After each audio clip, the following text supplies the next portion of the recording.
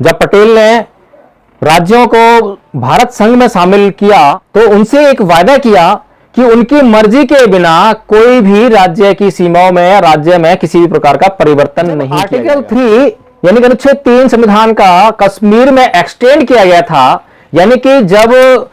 इसका जो कश्मीर का भारत के संघ के साथ में विलय हो रहा था, उसमें यह शर्त लगा दी गई थी कि कुछ भी ऐसा कार्य करने से पहले उस राज्य की यानी कश्मीर की असेंबली की, कश्मीर के लोगों की राय ली जाएगी।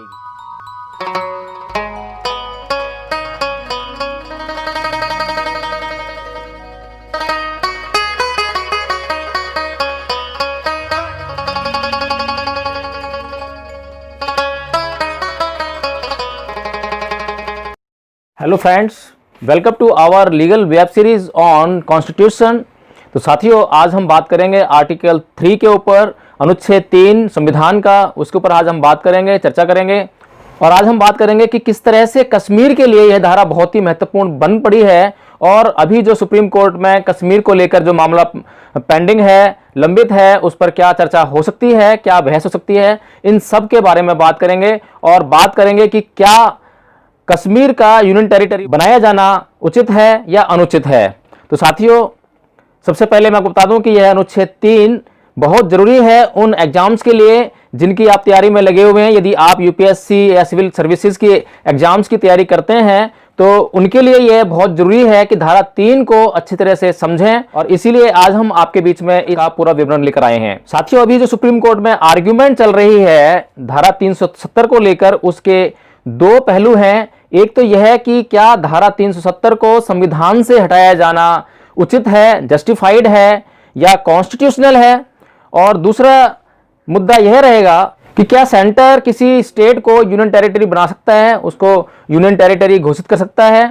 तो साथियों, इससे पहले कि हम इस बात पर चर्चा करें, आइए पढ़ते हैं अनुच्छेद 3 article 3 of constitution of India. Article 3 of constitution of India says that formation of new states and alteration of boundaries, areas or names of existing states. Parliament may by law form a new state by separation of territory from any state or by uniting two or more states or parts of states or by uniting any territory to a part of any state. B. Increase the area of any state. C. Diminish the area of any state. D. Alter the boundaries of any state. E. Alter the name of any state, provided that no bill for the purpose shall be introduced in either House of Parliament except on the recommendation of the President, and unless where the proposal contained in the bill affects the area,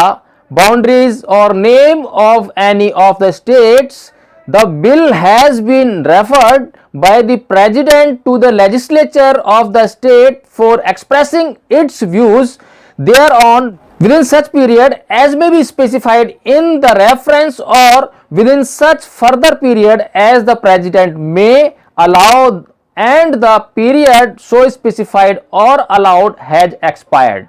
Explanation 1. In this article, in clause A to E, state includes a union territory, but in the proviso, state does not include a union territory. Explanation 2. The power conferred on Parliament by clause A includes the power to form a new state or union territory by uniting a part of any state or union territory to any other state और union territory. तो साथियों, यह है अनुच्छेद 3 जिसमें यह कहा गया है कि पार्लियामेंट कोई भी कानून बनाकर स्टेट की दो राज्यों की सीमाओं को मिलाकर या उन दो राज्यों को इकट्ठा करके या उन दोनों राज्यों में से कुछ हिस्सा लेकर इस प्रकार से किसी भी एक नए राज्य की स्थापना की जा सकती है। यह पार्लियामेंट यानी संसद कानून बनाकर कर सकती है। इसका जो सब क्लॉज बी है उसमें यह कहा गया है कि पार्लियामेंट कानून बनाकर किसी भी राज्य की सीमाओं को बढ़ा सकती है। सी में कहा गया है कि घटा सकती है और डी में कहा सकता है कि उसकी सीमाओं का फेरबदल कर सकती है। और ई में कहा गया है कि किसी भी राज्य का नाम भी बदल सकती है। साथियों, लेकिन प्रोवाइजो इसका यह कहता है, यह बहुत ही महत्वपूर्ण है। और जब इनमें भी हमने पढ़ा कि कोई भी दो स्टेट्स को मिलाकर एक स्टेट बनाया जाता है, उनकी बाउंड्रीज को लेकर एक स्टेट बनाया जा सकता है या उसका नाम बदला जा सकता है, उसकी बाउंड्रीज को इंक्रीज किया जा सकता है, डिक्रीज किया जा सकता है। तो इस तरह से यदि कोई भी एक्शन पार्लियामेंट लेने वाली है, उस एक्शन को लेने से पहले पार्लियामेंट के लिए, संसद के लिए यह बहुत जरूरी है कि वह उन स्टेट्स की मंजूरी ले, उनसे डिस्कस करे, उसकी रजामंदी ले कि इस मसले पर उनकी क्या राय है। इस प्रोवाइजो में यह कहा गया है कि राष्ट्रपति महोदय एक रेफरेंस वहां पर प्रस्तुत करेंगे उस स्टेट की लेजिस्लेटिव असेंबली में और उनसे उस विषय पर उनकी राय जानना चाहेंगे। और उसके लिए कोई भी जो टाइम उसमें स्पेसिफाइड है, वह असेंबली, उस राज्य की असेंबली अपनी राय उसमें दे सकती है। साथियों, यहां पर धारा 370 को हटाने से पहले बीजेपी सरकार ने संविधान से इस अनुच्छेद के इस प्रोवाइजो को निकाला ताकि जो स्टेट की जो लेजिस्लेचर है, राज्य की जो विधानसभा है, वहां पर ये रेफरेंस के लिए जाए ही ना मुद्दा, उनसे रेफरेंस लेने की कोई जरूरत ही ना हो और यह केवल और केवल संसद के भीतर तक ही सीमित रह जाए। तो साथियों, हमने देखा कि संसद में इस मुद्दे पर काफी बहस हुई, लेकिन यह मुद्दा कश्मीर की विधानसभा तक नहीं जा सका। तो साथियों, उसी बात पर, इसी विषय को लेकर अब यह मुद्दा सुप्रीम कोर्ट में लंबित है। और सुप्रीम कोर्ट में जैसा कि मैंने बताया कि दो विषय मुख्य रहेंगे कि क्या किसी राज्य को यूनियन टेरिटरी बनाया जा सकता है, दूसरा कि क्या धारा 370 को हटाना संवैधानिक है। साथियों, यह कहा जाता है कि आर्टिकल 3 यानी अनुच्छेद 3 संविधान के संघात्मक ढांचे का सबसे कमजोर पहलू है। जब भी यह सवाल उठता है कि क्या भारत एक संघात्मक राज्य है, फेडरल स्टेट है, या एक यूनिटरी स्टेट है,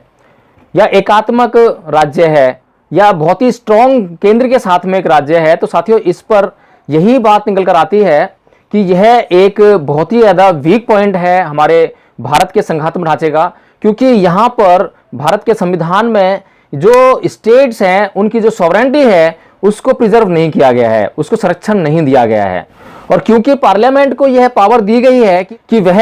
उसमें उस राज्य में किसी भी प्रकार की जो हमने अभी तब्दीलियां गिनाई थी, वह सब तब्दीलियां पार्लियामेंट कानून बनाकर कर सकती है। तो इस तरह से जैसे कि अभी इस वीक पॉइंट को बीजेपी ने करके दिखाया कि किस तरह से वह अपनी मनमानी करके, यानी सेंटर अपनी मनमानी करके राज्यों के साथ में व्यवहार कर सकता है। इसीलिए इसको यह कहा जाता है कि यह भारत के संघात्मक ढांचे के लिए एक सबसे कमजोर पहलू है, क्योंकि इसमें भारत के राज्यों की संप्रभुता को संरक्षण प्राप्त नहीं है। यहां पर संविधान सभा में आर्टिकल 3 के ऊपर क्या बहस हुई, यह बहुत ही महत्वपूर्ण है। उस समय जब ओरिजिनली जब यह आर्टिकल संविधान सभा के समक्ष पेश किया गया तो उसमें यह प्रावधान था कि सबसे पहले तो उस स्टेट की यानी राज्य की जो पब्लिक है, जनता है, उसकी जो मेजॉरिटी है वह क्या चाहती है, इस बात को डिस्कस किया जाएगा, इस बात पर सोचा समझा जाएगा, विचार किया जाएगा। और यदि ऐसा नहीं होता है तो उस राज्य की जो विधानसभा है उसकी मेजॉरिटी के आधार पर यह डिसीजन लिया जाएगा। तो यह बहस संविधान सभा में 17-18 नवंबर 1948 को हुई। संविधान सभा में केटी शाह ने यह कहा कि अब जो अंबेडकर अमेंडमेंट लेकर आए हैं उसमें एक प्रॉब्लम है, और वह प्रॉब्लम यह है कि दो तरह की स्टेट्स हमारे पास थी, एक तो प्रोविंस थी और दूसरी प्रिंसली स्टेट्स थी। साथियों, जो प्रोविंसेस थी वो ये स्टेट थी जो हमें अंग्रेजों से आज़ादी के बाद उनके द्वारा हमें हैंडओवर की गई, हमें दे दी गई, आधिकारिक तौर पर हमारे पास आ गई, जिन पर भारत की सरकार का पूरी तरह से अधिकार था, उनकी सरकार का उस पर पूरी तरह से अधिकार था। लेकिन साथियों, भारत की जो प्रोविंसेस स्टेट थी उनको हैंडओवर करने के बाद जो अन्य जो राज्य बचे, जिसमें राजाओं और महाराजाओं का राज्य हुआ करता था, और उन्होंने भारत के साथ में अपनी अपनी संधियों के अनुसार विलय जब किया तो दो तरह के स्टेट्स भारत में हो गई, एक प्रोविंसेस और एक प्रिंसली स्टेट्स। तो साथियों, अंबेडकर का यह सुझाव था कि जो प्रोविंसेस हैं उस पर तो इस तरह से, उस पर तो संसद को कानून बनाने का अधिकार है, उसकी बाउंड्रीज को किसी तरह से अल्टर करने का, बदलने का, बढ़ाने का, घटाने का, उनका नाम बदलने का किसी भी प्रकार का अधिकार जो है पार्लियामेंट के पास है। लेकिन जो प्रिंसली स्टेट्स हैं उनके जो बाउंड्रीज हैं उसमें परिवर्तन तब तक ना किया जाए जब तक कि वहां की जो जनता है पहले उनसे रजामंदी ली जाएगी, प्रायर कंसेंट उनसे ली जाएगी, उसके बाद ही पार्लियामेंट में इसके मार्फत बिल प्रस्तुत किया जाएगा कानून बनाने के लिए।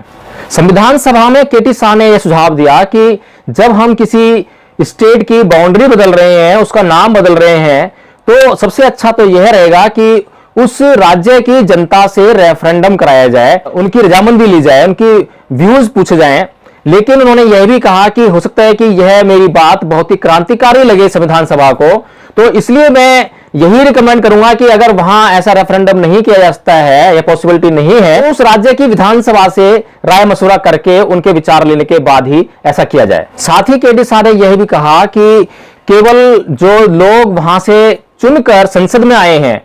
यानी कि उस राज्य के जो लोग चुनकर संसद में आए हैं, केवल उनकी राय लेना ही काफी नहीं है, जैसा कि अभी कश्मीर के मामले में बीजेपी ने किया और संसद में जो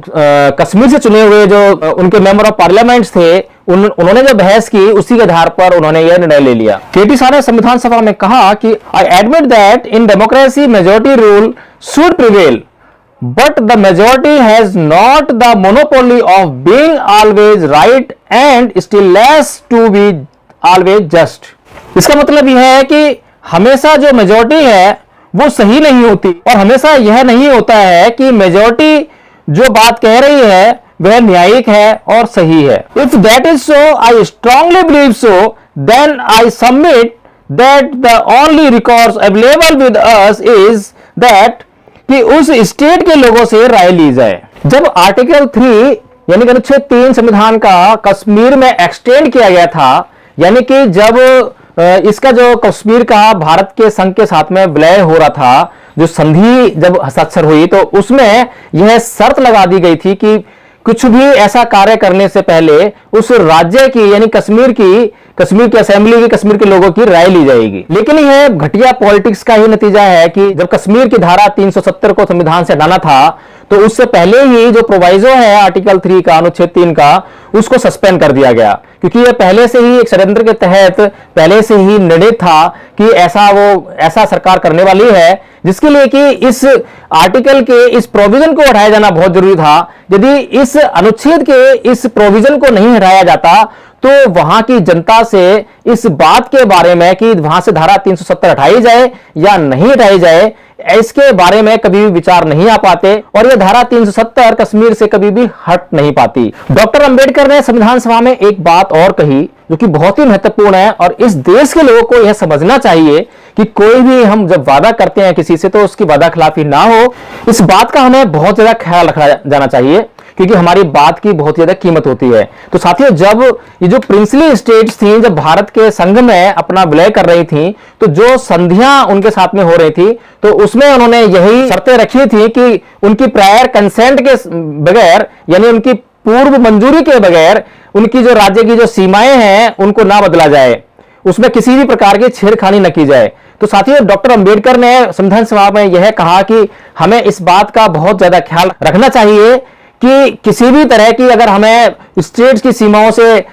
छेड़खानी करनी है, उनके नाम बदलने हैं या उनको सीमाओं में परिवर्तन करना है, तो हमें उन स्टेट्स की प्रायर कंसेंट जरूर ले लेनी चाहिए। संविधान सभा में के संथानम ने एक बहुत ही महत्वपूर्ण बात कही और जो कि किसी भी व्यक्ति की या किसी भी समुदाय की स्वतंत्रता और आजादी के लिए, उनके अधिकारों की प्राप्ति के लिए बहुत ही महत्वपूर्ण है। उन्होंने यह बात कही कि अगर किसी राज्य में जो मेजॉरिटी है वो माइनॉरिटी पर जुल्म करती है, अत्याचार करती है और वहां की माइनॉरिटी यह चाहती है कि उनकी अलग से स्टेट बन जाए, तो उनके लिए यह कभी भी संभव नहीं हो पाएगा क्योंकि वहां की जो मेजॉरिटी है उन्हें कभी भी वहां से स्वतंत्र नहीं होने देगी, अलग उनका राज्य नहीं बनने देगी। तो साथियों, इसलिए के संथानम ने यह बहुत ही महत्वपूर्ण सुझाव दिया, यह बहुत ही महत्वपूर्ण बात कही कि यदि ऐसा हुआ तो जो उनके अधिकारों का बहुत ही बड़े पैमाने पर निगेशन होगा, जो उनकी आजादी है और जितने भी अधिकार या मौलिक अधिकार हमने संविधान में निहित किए हैं, सुरक्षित किए हैं, उनके कोई मायने उस माइनॉरिटी के लिए रह ही नहीं जाएंगे। यदि हमें उस माइनॉरिटी को संविधान के मौलिक अधिकारों से अगर हमें साक्षात्कार करवाना है तो यह बहुत जरूरी होगा कि उनके लिए भी कुछ ऐसी व्यवस्था की जाए ताकि यदि कोई मेजॉरिटी किसी माइनॉरिटी के ऊपर किसी राज्य में कुछ अत्याचार कर रही है तो उन्हें भी अपनी बात कहने का हक हो। के संथानम ने एक बहुत बड़ा उदाहरण दिया संविधान सभा के सामने कि साहब देखिए, जो तमिलनाडु है, तमिलनाडु में जो आंध्रा लोग हैं वे अलग से अपना आंध्र प्रदेश चाहते हैं और आंध्रा लोग जो हैं वे माइनॉरिटी में हैं, और जब यह प्रपोजल जाएगा उनकी विधानसभा में तो वहां पर यह प्रपोजल कभी भी पास नहीं हो पाएगा। तो इस तरह से कभी भी उनको अपना आंध्रा नहीं मिल पाएगा। जहां केटी साहा यह बोल रहे थे कि डेमोक्रेसी यह होगी कि वहां की जनता से पूछा जाए, या अगर जनता से नहीं पूछा जा सकता, रेफरेंडम जनता के बीच में आकर नहीं हो सकता है, तो जनता के चुने हुए नुमाइंदे जो कि विधानसभा में गए हैं उनकी राय ले ली जाए। लेकिन साथियों, यहां पर के संथानम जो बात कह रहे हैं वह इस बात के बिल्कुल विपरीत है। उन्होंने एक ऐसी बात कही कि बिल्कुल ही जो लोकतांत्रिक जो प्रक्रिया है उसको निगेट करती है कि अगर लोकतांत्रिक तरीके से यदि बहुमत का शासन चले, यदि बहुमत की बात चले, बहुमत की मर्जी मानी जाए, तो तमिलनाडु में आंध्र प्रदेश के लोगों को, आंध्रा लोगों को आंध्र प्रदेश कभी भी नहीं मिल सकेगा। सिब्बल सक्सेना ने कहा कि जो वादा पटेल ने किया है राज्यों से, जब पटेल ने राज्यों को भारत संघ में शामिल किया संधियों के द्वारा, तो उनसे एक वादा किया कि उनकी मर्जी के बिना कोई भी राज्य की सीमाओं में, राज्य में किसी भी प्रकार का परिवर्तन नहीं किया जाएगा। साथियों, यह बहुत ही बड़ी बात है, बहुत ही जरूरी समझने वाली बात है कि जिस पटेल की दुनिया की सबसे बड़ी मूर्ति यह बीजेपी सरकार लगाती है, उसी पटेल की नाक कटवाने के लिए या उस पटेल के प्रॉमिस को बनाए रखने के लिए इस सरकार ने कुछ भी नहीं किया, और ना किसी भी सिद्धांत की, ना भारत की नैतिकता, भारत की संस्कृति, किसी भी बात की परवाह नहीं की है। साथियों, यह बहुत ही महत्वपूर्ण है। इसमें साथियों राज बहादुर ने एक बहुत ही महत्वपूर्ण और अच्छा व्यू दिया संविधान सभा में कि उन्होंने कहा कि जो प्रोविंसेस और जो प्रिंसली स्टेट्स हैं इनके बीच में जो डिस्टिंक्शन है ये सही नहीं है। जो अंबेडकर कह रहे हैं कि जो प्रिंसली स्टेट्स हैं वो सॉवरन हैं, संप्रभु हैं, यह बात बिल्कुल भी ठीक नहीं है, क्योंकि यह जो संप्रभुता है, यह जो सॉवरेंटी है, यह जनता की सॉवरेंटी नहीं है, यह राजाओं महाराजाओं की सॉवरेंटी है। संविधान सभा में जो अंबेडकर का अमेंडमेंट था वह अप्रूव हो गया। जैसा कि बीजेपी सरकार ने कश्मीर में धारा 370 को खत्म करके उसको यूनियन टेरिटरी बना दिया गया, उसके लिए जो हथकंडा उन्होंने अपनाया कि ना रहेगा बांस न बजेगी बांसुरी, यानी कि वहां पर प्रेसिडेंट रूल लगा दिया, राष्ट्रपति शासन लागू कर दिया, जिसके कारण वहां की जो संविधान सभा है वह सस्पेंड हो गई। और उसके सस्पेंड होने से इस बात की जरूरत ही नहीं पड़ी कि वहां पर जो है उस विधानसभा में इस बात के ऊपर, धारा 370 के ऊपर कोई बहस हो पाए या उनके कोई राय। इसी तरीके से अभी यदि उड़ीसा को बिहार में मर्ज कर दिया जाए या उड़ीसा या बिहार को किसी को भी यूनियन टेरिटरी बना दिया जाए, जैसे कि अभी कश्मीर को और लद्दाख को यूनियन टेरिटरी बना दिया गया, तो साथियों ये जो खतरा है भारतीय संविधान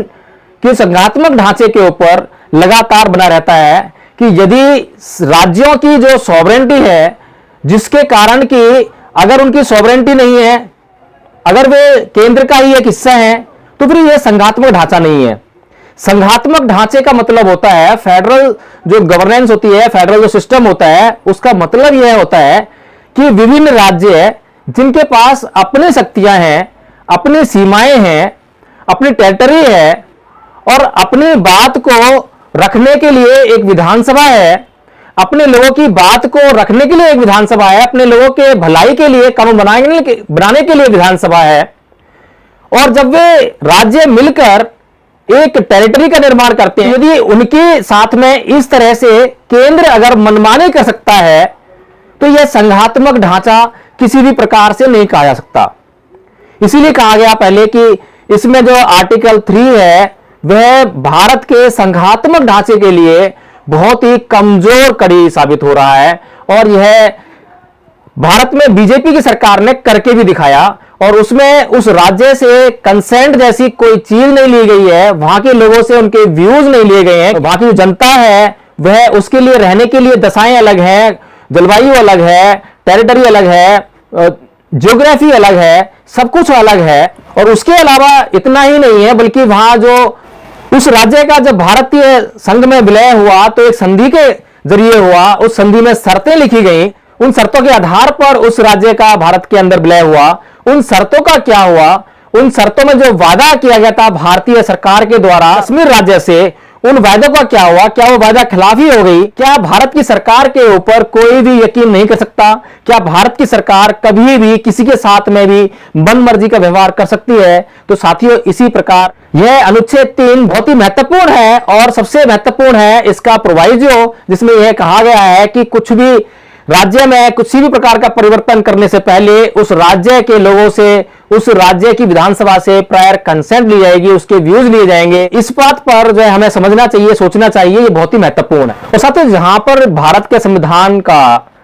आर्टिकल 1 यानी अनुच्छेद पहला यह कहता है कि the India will be a union of states, तो ऐसा कैसे हो सकता है कि सभी स्टेट्स को यूनियन टेरिटरी में बदल दिया जाए? अगर सभी स्टेट्स को यूनियन टेरिटरी में बदल दिया जाएगा तो उसके बाद संघ किसे कहेंगे और किस बात का संघ, किन राज्यों का संघ? प्रेसिडेंट रूल किसी भी राज्य में एक वॉचमैन की तरह होता है। वह वहां की विपरीत परिस्थितियों में उन जरूरी कार्यों को करने का कार्य करता है जो कि वहां की गवर्नमेंट को करना चाहिए। साथियों, वह ऐसा कोई बिल पास कर सकता है जिससे कि वहां के लोगों की रुकी हुई सैलरीज मिल जाएं, जो कि बहुत जरूरी होता है। लेकिन वह ऐसा नहीं कर सकता है कि वहां की जनता के जो व्यूज होने चाहिए जिस बात के ऊपर, कि उनको भी वह अपने आप से एक्सप्रेस कर दे पार्लियामेंट के भीतर। प्रेसिडेंट रूल यह नहीं कह सकता कि जो हमने कहा है वही जनता की ओपिनियन है और उसी को मान लिया जाए। 7th कॉन्स्टिट्यूशनल अमेंडमेंट 1956 के द्वारा जो स्टेट्स के बीच में जो डिफरेंस था, डिस्टिंक्शन थी कि कुछ स्टेट्स प्रिंसिपल स्टेट्स थी और कुछ प्रोविंसेस थी, तो साथियों इस डिफरेंस को खत्म कर दिया गया, क्योंकि सारी स्टेट्स जो हैं वो भारत के संविधान के अंदर विलय कर गई, मर्ज कर गई। और लेकिन कश्मीर ने मर्ज नहीं किया था, कश्मीर का विलय नहीं हुआ था, उसके लिए अनुच्छेद 370 चलता रहा। देखते हैं कि किस तरह से इस आर्टिकल 3 का अब तक इस्तेमाल हुआ है। साथियों, 1951 में आसाम की कुछ सीमा को लेकर भूटान को दे दिया गया। 1953 में आंध्र बनाया गया मद्रास की टेरिटरी को लेकर। 1956 में हिमाचल प्रदेश और बिलासपुर जो नेटिव स्टेट्स थी उनको एक कर दिया गया और हिमाचल प्रदेश बनाया गया। 1956 में बिहार का कुछ हिस्सा लेकर बंगाल को दे दिया गया। इसी तरह से राजस्थान की कुछ टेरिटरी लेकर मध्य प्रदेश को दे दी गई। नागालैंड 1962 में बन गया, हरियाणा 1979 में बन गया और उसके बाद फिर और अन्य स्टेट बन गए जैसे छत्तीसगढ़, उत्तराखंड, तेलंगाना आदि आदि। यहां इस आर्टिकल के संबंध में यह समझना बहुत जरूरी है कि चाहे संविधान में कुछ भी प्रावधान हो कि हमें राज्यों की जनता की जो व्यूज हैं उनका सम्मान करना चाहिए। वहां की जो विधानसभा है, वहां की जनता है, वहां चुने हुए प्रतिनिधि वहां पर आके बैठते हैं, उनके व्यूज लेकर हमें जो है आगे कुछ ऐसी कार्रवाई करनी चाहिए। एक संघात्मक राज्य एक यूनिटरी राज्य से हमेशा बेहतर होता है और एक संघात्मक राज्य का मतलब कभी भी एक यूनिटरी यानी एकात्मक राज्य नहीं होता है, क्योंकि भारत जो है विभिन्न राज्यों को मिलाकर एक देश, एक राज्य बनाया गया है। इसलिए हमें सदैव उन राज्यों की इच्छा और उनके व्यूज का सम्मान करना चाहिए, उनसे चर्चा करते रहना चाहिए ताकि संविधान का भी उसी तरह सम्मान हो। इस प्रकार से विभिन्न राज्यों के लोगों ने अपने आप को इस भारत के संघ में किसी विश्वास पर सौंपा है, तो उस विश्वास को कायम करना, उसको कायम रखना इस देश की सरकार की सर्वोच्च जिम्मेदारी है। साथियों, इसी के साथ यदि हमारी यह वेब सीरीज आपको पसंद आती है तो मैं चाहूंगा कि आप इस चैनल को तुरंत सब्सक्राइब कर दें ताकि आपको मैं इसी तरह से और भी जानकारियां आपके समक्ष लाता रहूं।